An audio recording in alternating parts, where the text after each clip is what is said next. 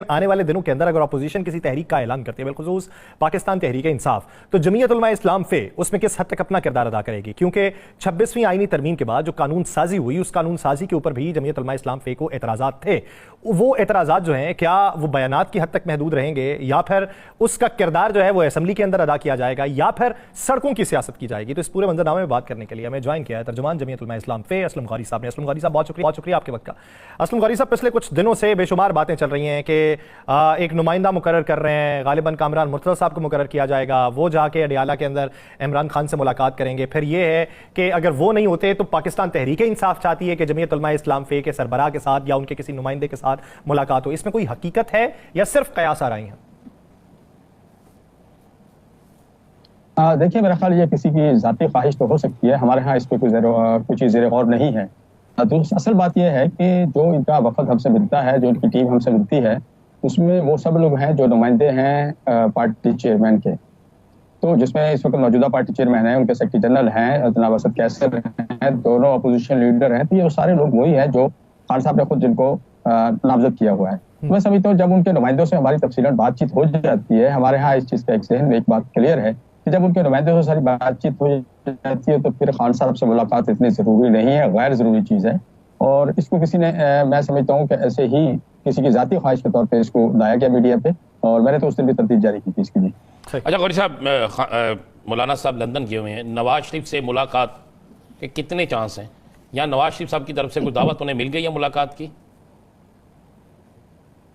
राणा साहब, मौलाना साहब तो जाती और निजी दौरे पे गए हैं, 7-8 साल से बरतानिया नहीं गए थे, और वहाँ पर चूंकि हमारी जमात की अपनी शाखें भी हैं और हर शहर में कोई ना कोई हमारा यूनिट मौजूद है, तो वहाँ से साथियों का मुसलसल असरार आ रहा था। तो वो गए तो जाती और निजी दौरे पे हैं। जहाँ तक नवाज शरीफ साहब की बात है, तो नवाज शरीफ से मुलाकात तो लाहौर में भी हो सकती है, इस्लामाबाद में भी हो सकती है, और मिलते भी रहते हैं, और पिछले दिनों भी आपको पता होगा जाती उमरा में हमारी मुलाकात हुई थी। तो मैं समझता हूँ वो इशू नहीं है, लेकिन जब वहाँ गए हैं तो मुलाकात मुतवक्को भी है। आज तक कोई मुलाकात शेड्यूल में नहीं, लेकिन अभी है वहाँ पर कुछ दिन, तो हो सकता है कि उनकी मुलाकात बन जाए और चले जाए, चाय वाय पी रहे, लेकिन इस तरह से नहीं है कि उसके पीछे कोई प्लान है या कोई ऐसी चीज है। तो आप समझते हैं कि माजी के अंदर कोई प्लान था? नहीं, ऐसा बात तो नहीं है। माजी के अंदर प्लान जो कभी हुए थे तो हुए थे, लंदन प्लान और पता नहीं कौन कौन से प्लान होते रहते थे, लेकिन इस दफा वैसे तो सूरत थोड़ी डिफरेंट है, वो सूरत नहीं है। और हम बिल्कुल अपोजिशन में बैठे हैं, अपोजिशन के साथ खड़े हुए हैं, और हमें इनसे गिले शिकवे भी बहुत है। मसलन 26वीं तरमीम में तो इन्होंने हमारे साथ कोऑपरेट किया, और हुकूमत ने हमारी बात सुनी भी, मानी भी की, हमने अपने दीगर इत्तेहादियों को भी एतमाद में लिया, लेकिन उसके बाद जो इन्होंने बिल लाए हैं उसमें हमें बिल्कुल नहीं पूछा और कोई एतमाद में नहीं लिया, पूछा तक दोबारा नहीं किया। तो आपकी बात बड़ी खास, आपने गुफ्तगू शुरू कर दी, बड़ी अहम बात है। आपने जो डंग निकाले थे वो डंग दोबारा डाल दिए गए, तो अब इन डंग्स को दोबारा निकालने के लिए आप कुछ करने वाले हैं या फिर चलने दें जो चल रहा है? नहीं, ऐसी बात नहीं है, ऐसी बात नहीं। हमारी उस पर इनसे हुकूमत से बात भी हुई, फिर मौलाना साहब चूंकि पहले से तयशुदा शेड्यूल था, पहले से तय था, तो वो फिर तशरीफ ले गए थे, वो आ जाएंगे 2-4 दिन में, तो उसके बाद को आगे बढ़ाएंगे। और वो जो आप बात कर रहे थे कि कोई इत्तेहाद की शक्ल और ये वो, तो ये हुकूमत खुद बनाती है। अपोजिशन को स्ट्रांग करना, अपोजिशन को एहतजाज के मौके देना, अपोजिशन की तहरीक को तेज तर करना, हुकूमत की गलतियां होती हैं जो अपोजिशन को स्ट्रांग भी करती है, मुतहिद भी करती है और तहरीकें भी चलवाती हैं। मैं समझता हूँ हुकूमत अपनी उन गलतियों को दोहरा रही है, बल्कि उसकी तरफ बढ़ रही है, जो मैं समझता हूँ बदकिस्मती होगी। और खुद हम तो ये समझते हैं कि हुकूमत के अंदर कोई इतना वजन नहीं है, वो खुद अपने वजन से गिर जाएगी। और उसकी जो बैसाखियां हैं वो आपको जानते हैं, उसके पास किस किस पे वोट है और कितना है, उसकी अपनी जाती कैपेसिटी क्या है। तो लेकिन यह कि इस तरह के हालात पैदा कर रही है कि शायद हमें कोई फिर इनके खिलाफ की तहरीक या कोई ऐसे मूवमेंट की तरफ जाया जा सके। तो आप समझते हैं कि उन वजूहात में से एक वजह आज भी हुकूमत ने फराहम की जो अडियाला के बाहर से 3 अपोजिशन लीडर्स को हिरासत में लिया और फिर बाद में रिहा कर दिया? ये पहला वाक्य नहीं है, इससे पहले आपको पता होगा पाकिस्तान की तारीख में कभी भी ऐसा नहीं हुआ कि पार्लियामेंट हाउस के अंदर रात को जाकर लोगों को गिरफ्तार किया गया। उससे पहले एक वाक्य हो चुका है और जिस पर उन्होंने माजरत भी की है, स्पीकर ने भी माजरत की है। लेकिन ये फिर आज जो दूसरा वाक्य है, उसकी जरूरत क्या थी? फिर आपने अगर कोई उन पे एलिगेशन थे, आप समझते हैं कोई ऐसे एलिगेशन थे जिसमें गिरफ्तार करना बहुत जरूरी था, तो फिर आपने छोड़ा क्यों? तो ये तमाशा क्यों लगाया आपने? जरूरत क्या थी? अब पार्लियामेंटेरियन है, उनकी मुश्किल पैदा करेंगे। गौरी साहब, पंजाब सारा समूह की इज्जत में है, पंजाब की सारी सूरत हाल आपके सामने होगी, लोग बेचारे बीमारियों में मुब्तला हो रहे हैं। पंजाब की वज़ीर आला चले इलाज के लिए गई, वज़ीर माहौलियात भी साथ चले गई। तो आप क्या समझते हैं कि हुकूमत सीरियस नहीं है, या हुकूमत आवाम को इसी तरह अज़ाब में देख कर खुश होती है? क्या आप समझते हैं इसको?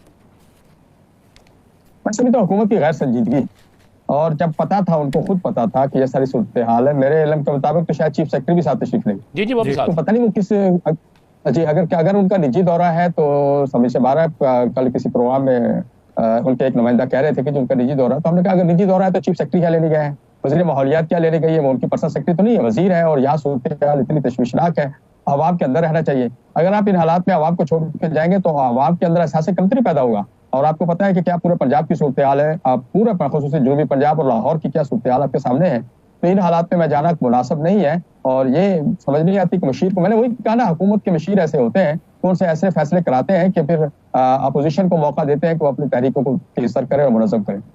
अच्छा गौरी साहब, आप क्या समझते हैं, इलेक्शन कमिश्नर की रिटायरमेंट से पहले पहले मखसूस नशिस्तों पर अमल दरामद हो जाएगा, या फिर ये अगले इलेक्शन कमिश्नर पर जाएगा, या फिर आप समझते हैं इलेक्शन कमिश्नर रिटायर हो ही नहीं रहे?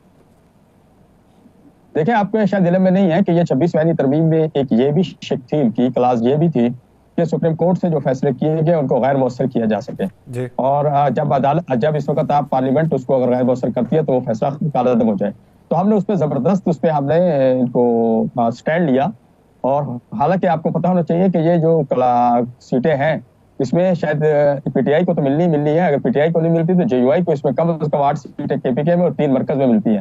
लेकिन हमने अपना स्टैंड जो मौक़िफ़ था बिल्कुल रखा। हमने कहा कि हम अगर आज इस बात पे करेंगे, कल किसी और फैसले को पार्लियामेंट कालअदम करेगी। तो ये एक नई चीज जो पैदा हो रही है, हमने इसके खिलाफ वजामत की।